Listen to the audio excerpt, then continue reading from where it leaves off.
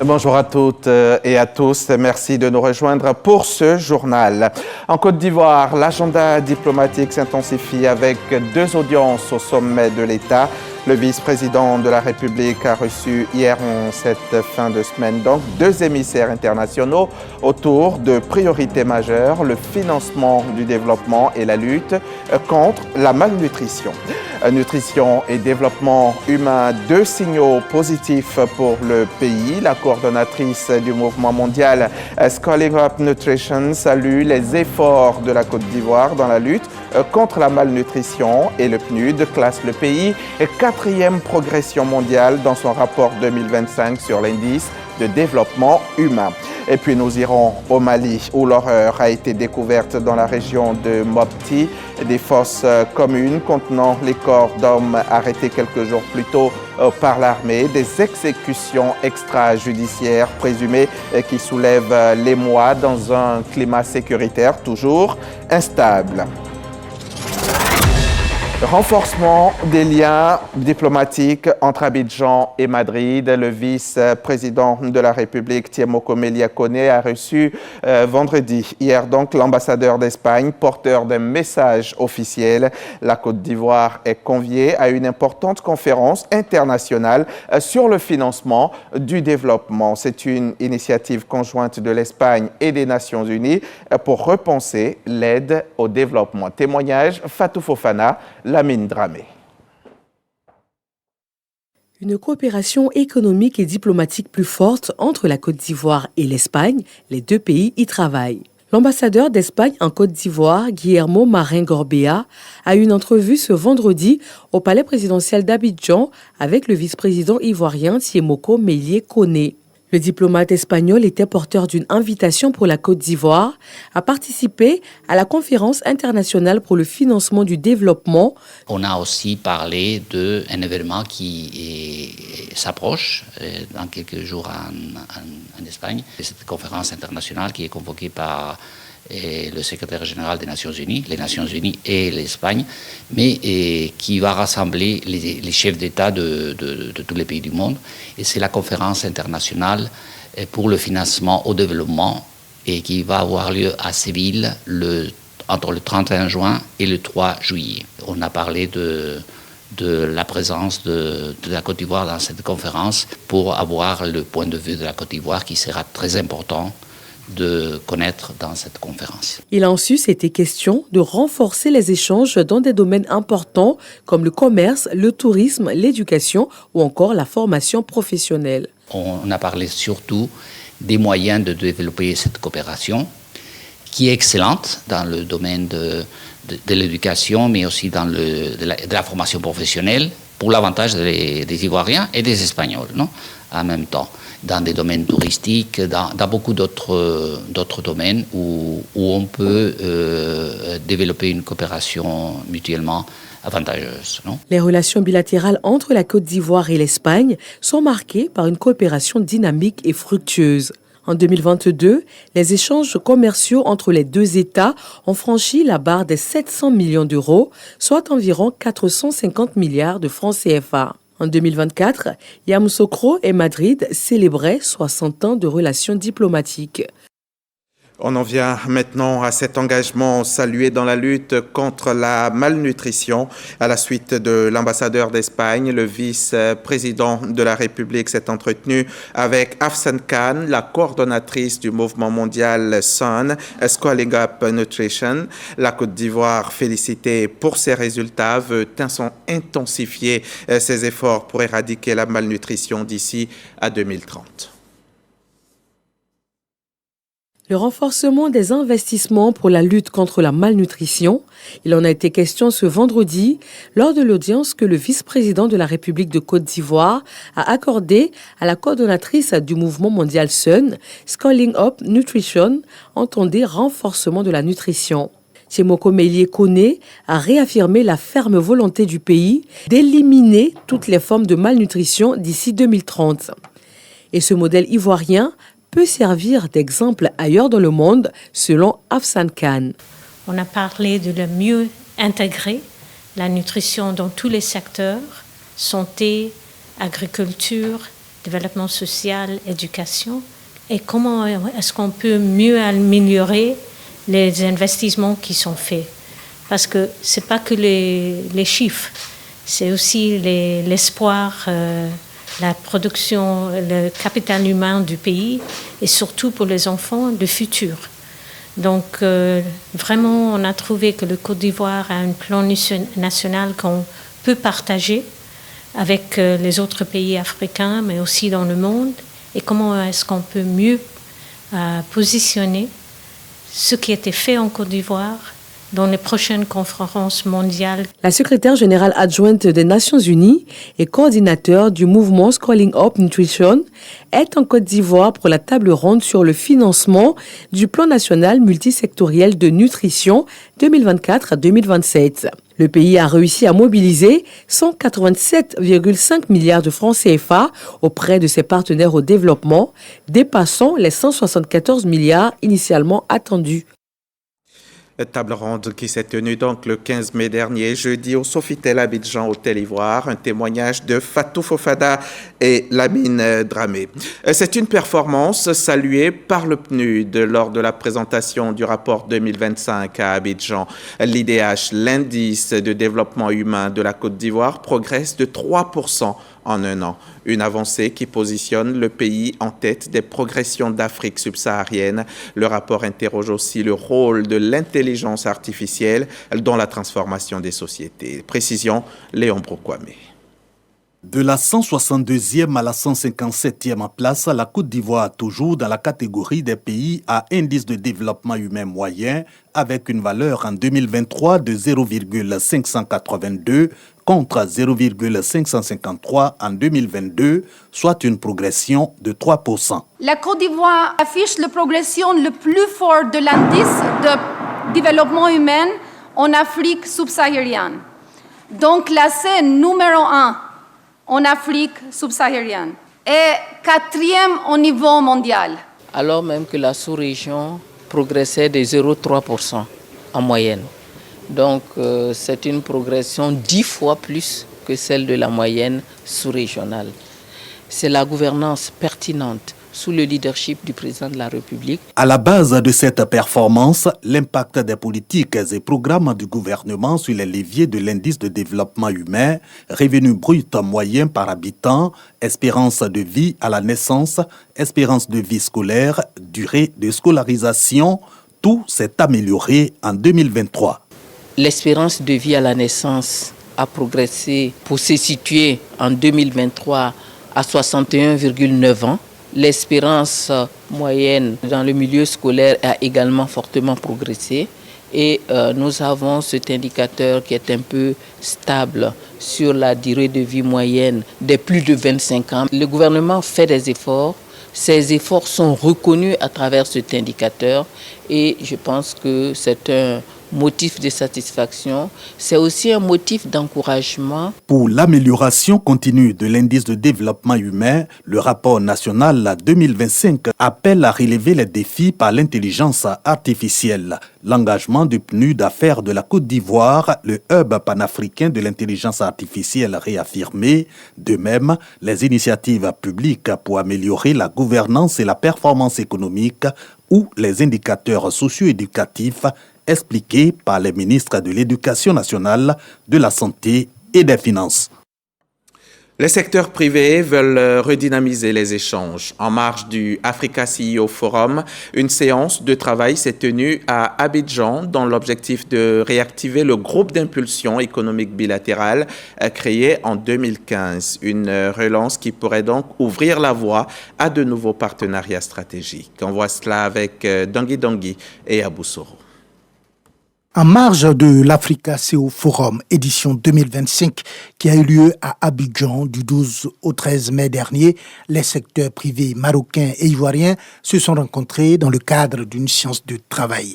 Au menu des échanges, la redynamisation du groupe d'impulsion économique Côte d'Ivoire-Maroc, créé en 2015 mais resté inactif depuis lors, selon le secteur privé des deux pays, décidés à donner nouvelle jeunesse à ce mécanisme de coopération économique. Cette rencontre est l'occasion de prouver que les relations sont existantes, elles sont durables et il y a un intérêt à la fois pour des entreprises marocaines, pour le marché ivoirien, mais aussi sous-régional, et des entreprises ivoiriennes pour le marché marocain, avec ce qu'ils présentent comme perspective d'évolution pour le futur, et notamment, on le citait, tous les projets qui viennent en marge de l'organisation de la Coupe du Monde 2030 et de la CAN 2025. Il était important que le Maroc et la Côte d'Ivoire, en ce qui concerne les secteurs privés respectifs, remettent à jour le projet de coopération qu'ils avaient ensemble avec les chantiers qui avaient été définis, faire le bilan de ces chantiers et décider de relancer le groupe d'impulsion économique Maroc-Côte d'Ivoire.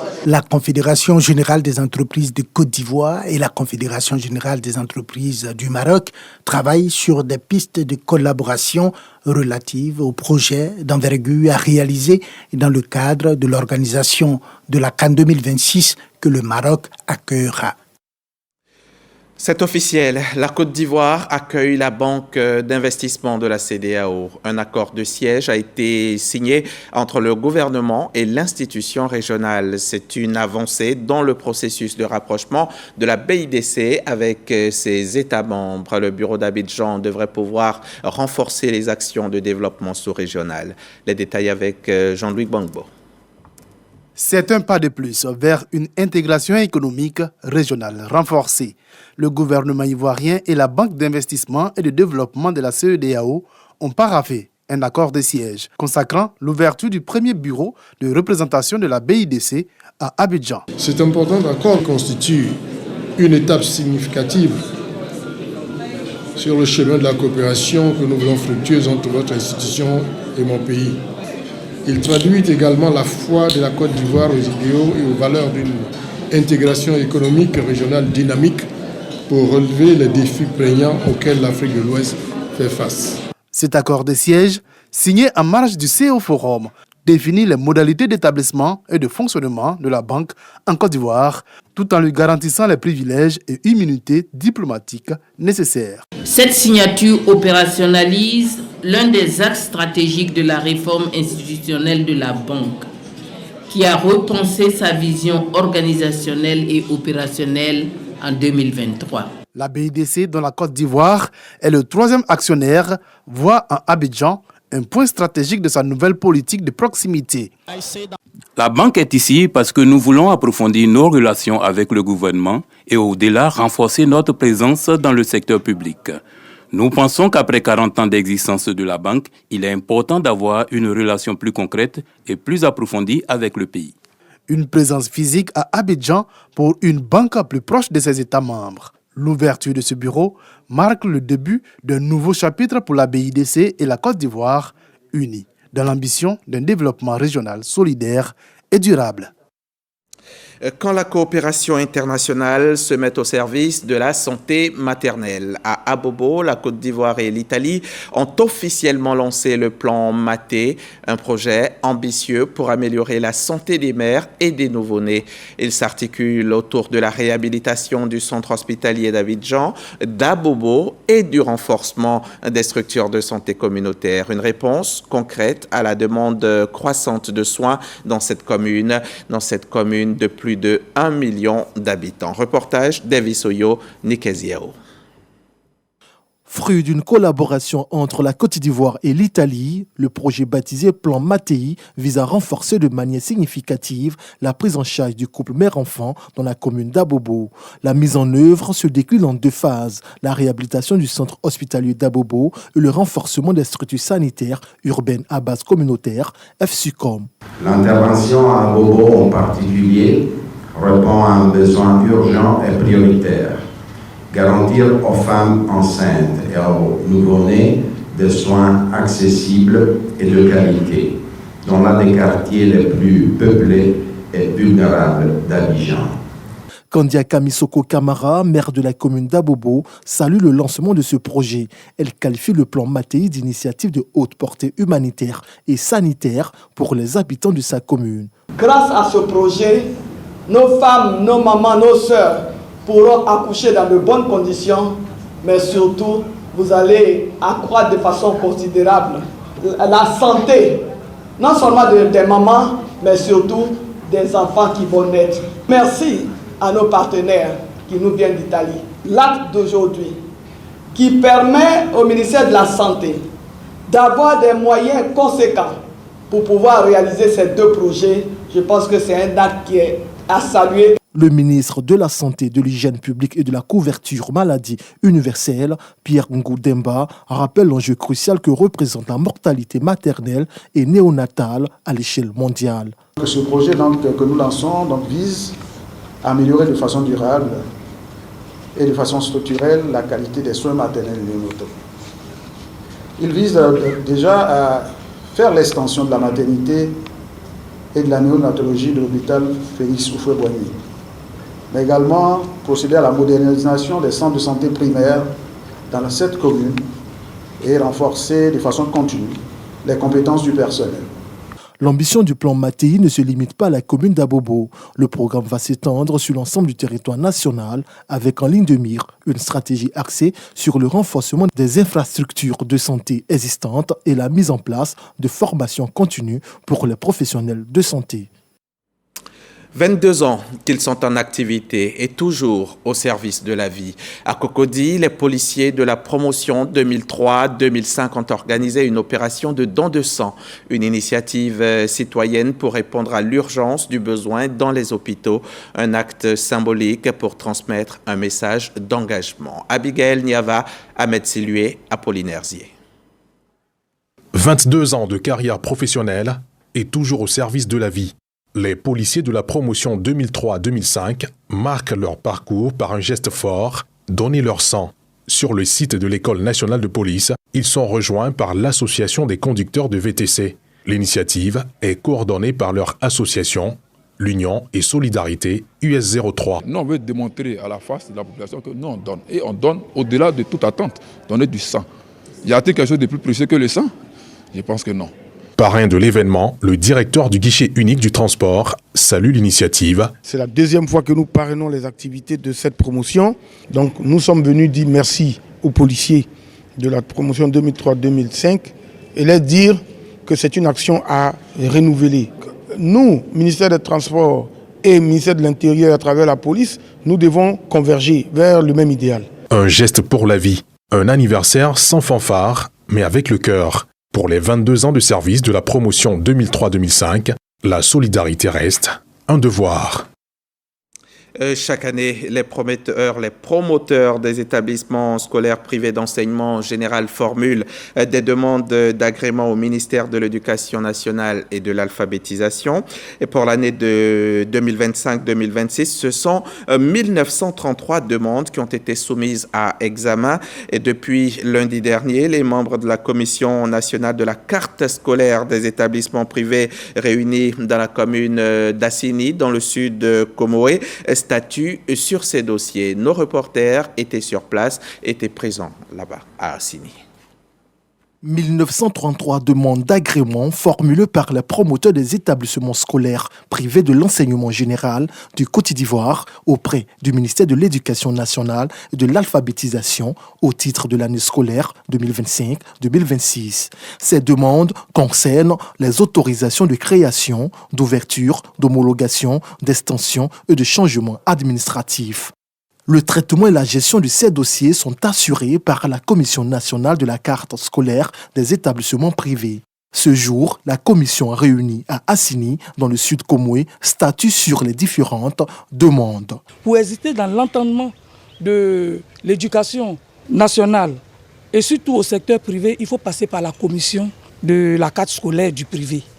Et cette carte scolaire du privé là, permet aux promoteurs d'avoir l'agrément adéquat et recherché. Et ça nous permettra d'éliminer les brebis galeuses qui sont dans l'enseignement sans qu'on ne sache. Si vous n'avez pas l'agrément, dans nos vérifications, si on constate, on vient fermer votre école parce que c'est une école anarchique, c'est une école boutique. À la longue, nous allons maintenant avoir 0 établissement clandestin. La tutelle attache du prix à ses travaux de réflexion, de vérification et de validation des demandes. Elle invite la commission à travailler avec célérité pour offrir aux élèves un cadre sain et optimal à l'apprentissage. Je vous invite à faire une analyse objective des différentes demandes soumises à votre appréciation, afin que les résultats qui sortiront de vos travaux ne souffrent d'aucune contestation. Les motifs des éventuels rejets doivent être suffisamment motivés pour réduire au maximum les contentieux. Piloté par la direction de l'encadrement des établissements privés, les conclusions de la Commission nationale de la carte scolaire des établissements privés seront soumises à la ministre Maria Tokone pour validation finale. En attendant, ce sont plus de 6 000 établissements scolaires privés reconnus par l'État. Et voilà qui nous mène à ce coup de pouce utile à quelques semaines des examens à grand tirage à l'ISTC, l'Institut des sciences et techniques de la communication, l'Institut polytechnique. Donc, une journée spéciale a été organisée récemment à l'intention des élèves de terminale. Une journée pour les accompagner dans le choix de leur filière après le bac. Une initiative du panel de l'orientation pour prévenir justement les erreurs d'orientation. Mariam Sangaré, Walter Amadou Ouattara, Zakaria Traoré. Après l'obtention du baccalauréat, les jeunes bacheliers sont confrontés au choix de leur filière. C'est relativement à cette contrainte que la structure panel de l'orientation des futurs bacheliers organise cette rencontre d'information. Je pense que ce panel a un impact positif sur les décisions à prendre pour nos prochains choix. Et j'incite vraiment les autres élèves à venir participer à ce panel pour mieux les situer dans leurs choix, dans leurs projets et pourquoi pas avoir un meilleur avenir.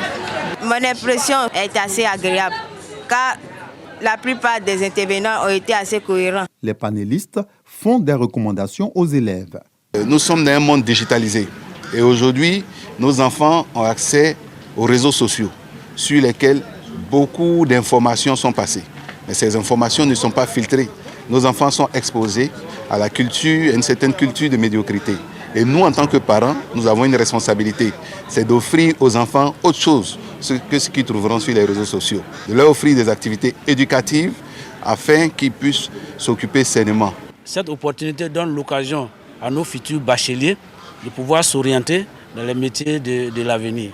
Pour l'année scolaire 2023-2024, la Côte d'Ivoire a enregistré 117 266 nouveaux bacheliers sur 343 162 candidats. Entre culture, nature et tradition, Kafolo, dans la région de Kong, a lancé la première édition du Tomodan Festival, une vitrine culturelle et touristique pour valoriser le parc national de la Comoé, le patrimoine local et promouvoir l'écotourisme. Corona Soro nous fait vivre les temps forts de ce rendez-vous inédit. Faire de l'écotourisme un pilier de création d'emplois et de revenus des populations et de Kong l'une des destinations touristiques prisées en Côte d'Ivoire. Pour l'atteinte de cet objectif, le département du Kong a désormais son festival. Donc, festival est un espace de sauvegarde, de préservation et de promotion du riche patrimoine culturel, matériel et immatériel avec un accent particulier sur l'écotourisme. On connaît Kong par l'empereur Sékou Ouattara dans les livres. On connaît surtout Kong par M. le Président de la République, son Excellence Alassane Ouattara. On connaît Kong aussi par les mosquées. Mais Kong culture est méconnue. Et ce festival vient comme une lumière pour faire ressortir au monde entier ce riche patrimoine. Il est d'abord question de faire comprendre aux populations de Kong qu'ils ont de la matière, ils ont du potentiel en matière d'écotourisme. Donc nous, avec le festival, nous essaierons de montrer à nos parents que le potentiel existe, le safari existe, la culture peut se vendre. Kafolo, village situé à proximité du parc national de la Comoé, présente de nombreuses opportunités pour le développement de l'écotourisme. Des panels et conférences ont mis en relief les potentialités naturelles, humaines et la politique touristique nationale. Kafolo présente toutes les ressources naturelles et culturelles permettant donc de faire de l'écotourisme. Le plus gros atout de la zone, c'est surtout le parc national de la Comoé ou la réserve de biosphère de la Comoé. Il y a aussi tout ce qui est ressources culturelles. Invité spécial de Tomodan Festival, le Maroc s'est dit prêt à accompagner la Côte d'Ivoire dans le développement de l'écotourisme.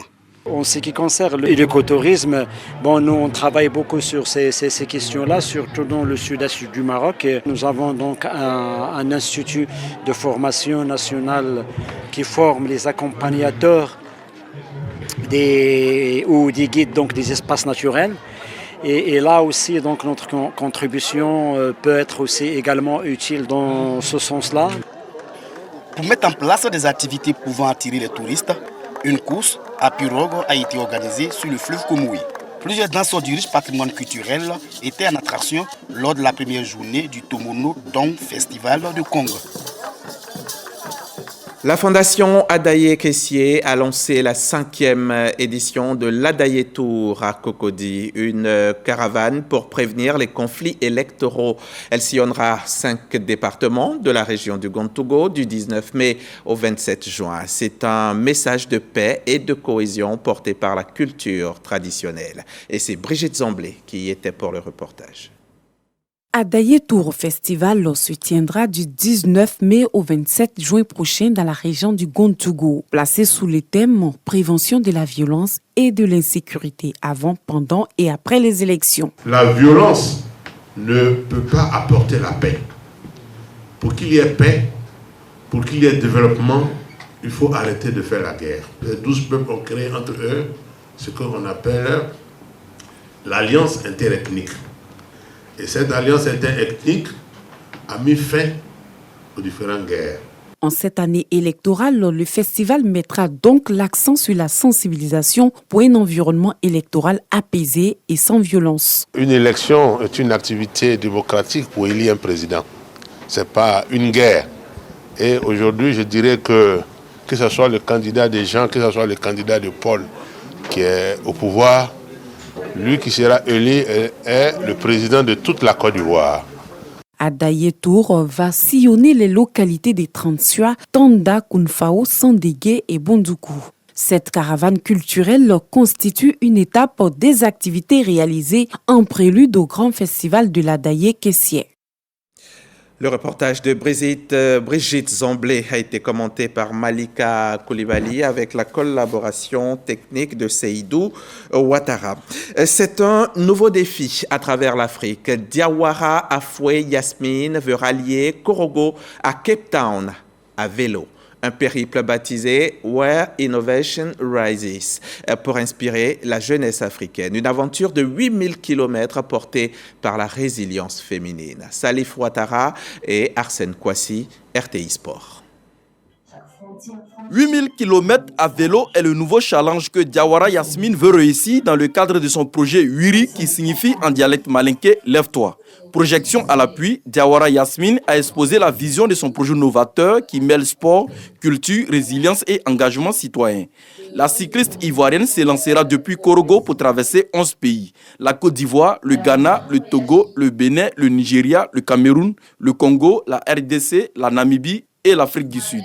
Une traversée du continent qui mettra en lumière les valeurs de paix, d'éducation, de développement durable et de leadership féminin.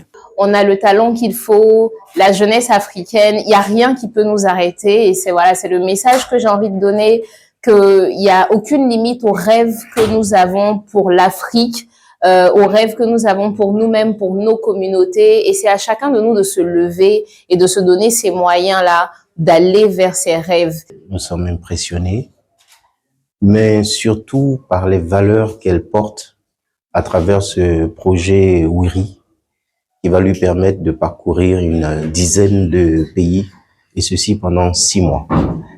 Ces valeurs sont le courage, la résilience, l'abnégation, toutes les valeurs qui sont portées par le vélo. Soutenu par la Fédération ivoirienne de cyclisme, ce projet bénéficie de l'appui des ministères de la jeunesse, de la femme, de la famille et de l'enfant.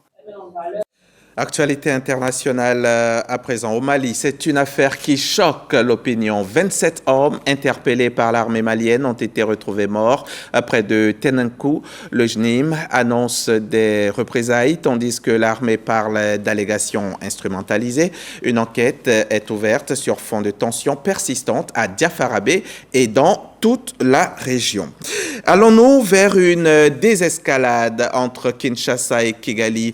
Après la déclaration de Washington, un projet d'accord est en cours de discussion. Les médiateurs américains veulent accélérer un processus encore fragile. Le texte n'est encore qu'un brouillon, mais les négociations avancent avec prudence.